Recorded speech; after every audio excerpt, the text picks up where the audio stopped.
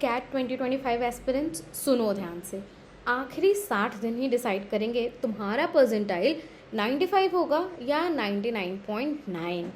ये वीडियो तुम्हें एकदम डे बाय डे हैबिट्स का प्लान देगा जो टॉपर्स फॉलो करते हैं, एकदम लेज़र फोकस्ड, बिना फालतू के ज्ञान के। और अगर तुम कंसिस्टेंट रहे तो बिलीव मी, तुम्हारी कैट पेपर एक नॉर्मल प्रैक्टिस सेशन की जैसे ही लगेगी। इस वीडियो को मैं 3 फेजेस में डिवाइड करूँगी। Phase 1 day 1 to 20, phase 2 day 20 to 40 and phase 3 definitely day 40 to 60।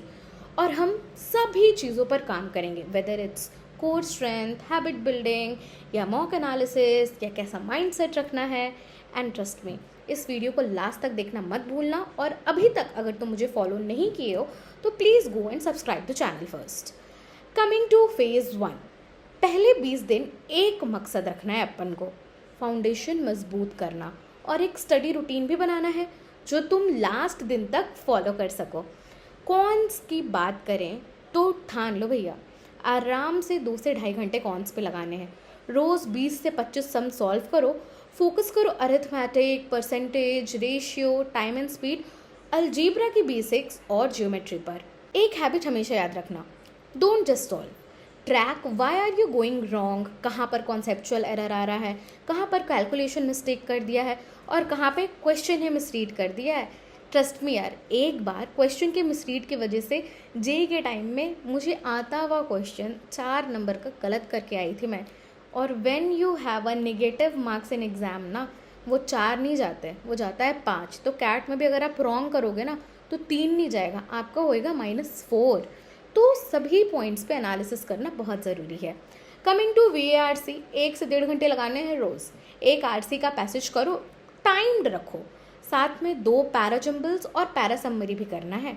और हाँ, एक हैबिट बनाओ, RC के बाद उसके 2 लाइन की समरी ज़रूर लिखो ताकि एक क्रक्स तुम्हारे दिमाग में, एक समराइजेशन तुम्हारे दिमाग में आ सके और तुम ये समझ पाओ कि हाउ RC एक्चुअली फ्लोज। इसी के साथ आप अगर RC के रिसोर्स जानना चाहते हो तो फिर भैया ईऑन ले लो, हिंदू ले लो, है ना। चलो आते हैं DILR पे। 1 hour to 1.25 hours आप लगा सकते हैं, रोज़ एक सेट। शुरू में ईजी, मीडियम पजल्स और ग्राफ बनाएंगे, फिर धीरे धीरे टफ सेट्स। इसके बाद ही आपको मैं हमेशा ये चीज़ अपनी पिछली वीडियोस में भी रिकमेंड करते आई हूँ कि DILR को बस प्रैक्टिस नहीं करना है, एक step by step approach note down करना है ताकि आपका ब्रेन ट्रेन हो सके और पैटर्न्स को स्पॉट कर सके। अच्छा जी, नोट्स और फॉर्मूला बुक को हम कैसे भूल सकते हैं।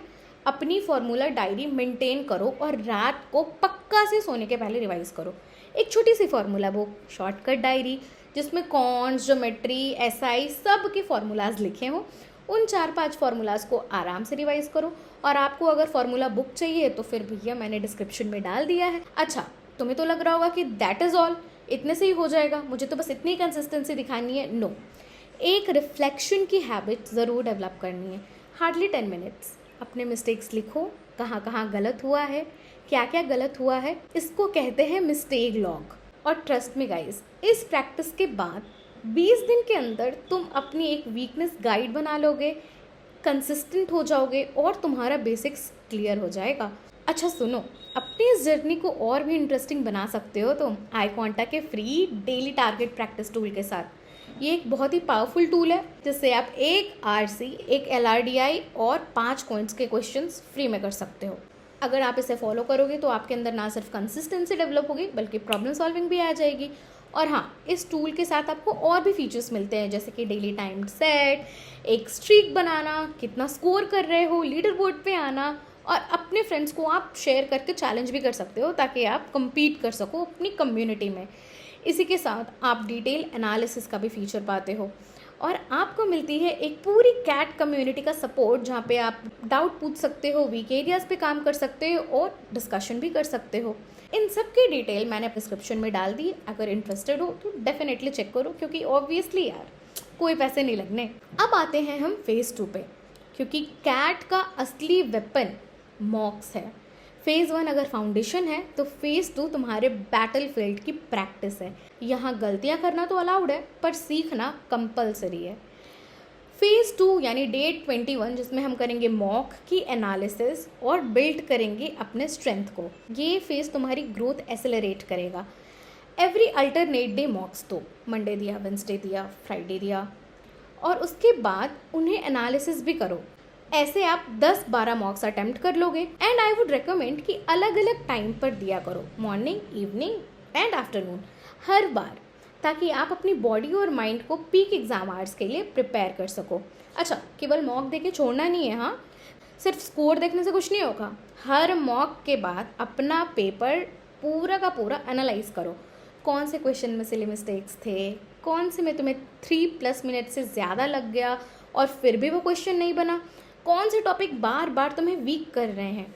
एक मॉक मिस्टेक ट्रैकर भी बनाओ, नोटबुक, एक्सेल, जैसे भी तुम कंफर्टेबल हो, ताकि तुम अपने क्रूशियल टाइम, अपने फ्री टाइम में उस ट्रैकर को देख के वैसे क्वेश्चंस प्रैक्टिस कर सको।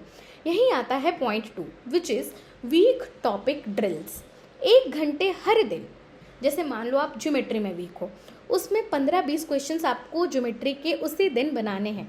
मंडे को मॉक दिया, एनालिसिस किया, पता चला अरे यार ज्योमेट्री के सारे क्वेश्चंस गलत हो रहे हैं, 15 to 20 क्वेश्चंस बनाइए। अगर आपको लगता है कि कॉन्सेप्ट को रिवाइज करने की ज़रूरत है तो किसी भी फ्री रिसोर्स से या अपने शॉर्ट नोट से उसे रिवाइज कर लीजिए, और ये इंश्योर करेगा कि आप सेम मिस्टेक नेक्स्ट मॉक में नहीं करें। इसके अलावा आपको डेली 30 मिनट्स की रीडिंग हैबिट तो रखनी है।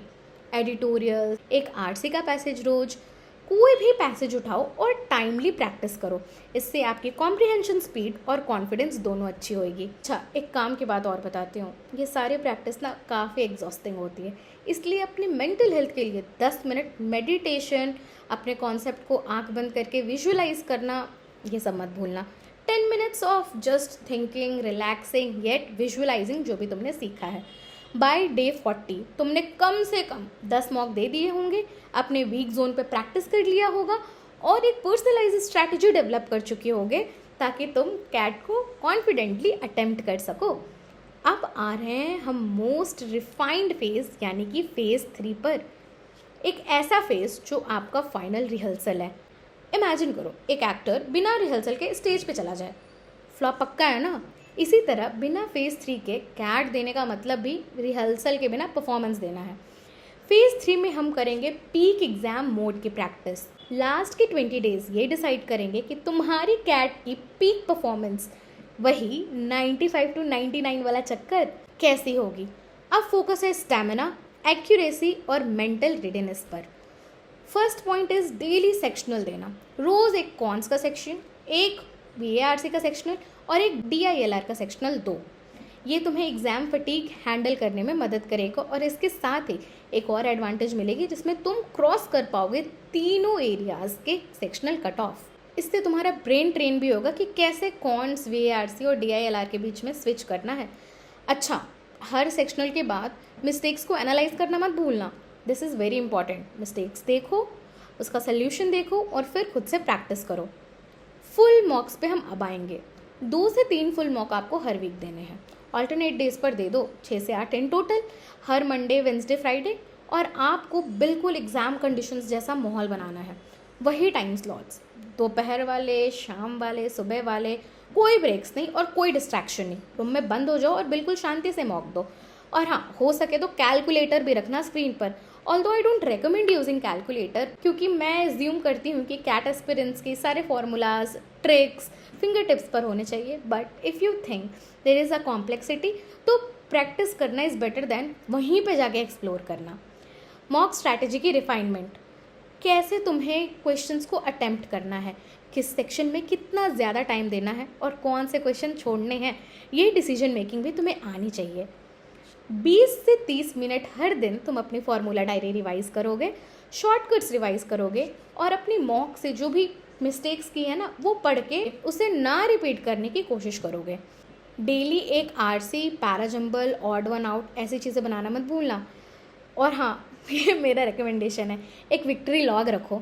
जो टफ क्वेश्चन सॉल्व हुए हैं ना, उन्हें दोबारा पढ़कर कॉन्फिडेंस बूस्ट हो जाएगा कि इतना मुश्किल सवाल था और मैंने यहाँ बनाया, ये फोड़ा है मैंने। इतनी प्रैक्टिस के बाद what every aspirant ignore is sleep cycle, क्योंकि आपको लगेगा कि दीदी हर दिन आप 6 से 7 घंटे का रूटीन बता रहे हो, फिर मैं सोऊंगा कब। मुझे लगता है मुझे स्लीप को 5-4 घंटे में एडजस्ट करना पड़ेगा। I appreciate your opinion, but मैं ऐसा नहीं कहूँगी, क्योंकि मुझे नहीं पता आप ऑफिस में कम टाइम लगाओ कॉलेज में कम टाइम लगाओ, लेकिन एवरीडे आपको 6 to 7 आवर्स सोना है ताकि आप अगले दिन इस प्रैक्टिस के लिए फिजिकली, मोरली, मेंटली तैयार हो सको। और आप थोड़ी बहुत एक्सरसाइज भी कर सकते हैं, मैंने मेडिटेशन तो रिकमेंड कर दिया, बाकी आप वॉक पे भी जा सकते हैं। सो बाय डे 60 तुम्हें एग्ज़ाम को लेकर हर कंडीशन में पूरी तरह से कॉन्फिडेंस होगा। तुमने पहले ही प्रैक्टिस कर लिया है, तुमने कॉन्सेप्ट बिल्डिंग भी कर ली है, जो मोस्ट इम्पॉर्टेंट चीज़ें थी तुमने पढ़ ली है, तो ये मान लो कि तुम कर चुके हो। और यहीं पे आ जाएगा डिफरेंस उस बंदे का जिसने ये स्ट्रैटेजी नहीं फॉलो की और तुम में। तो दोस्तों हमेशा याद रखना, ये 60 डेज़ तुम्हारी ज़िंदगी बदल सकते हैं। कैट एक इंटेलिजेंट टेस्ट नहीं है, ये एक हैबिट टेस्ट है।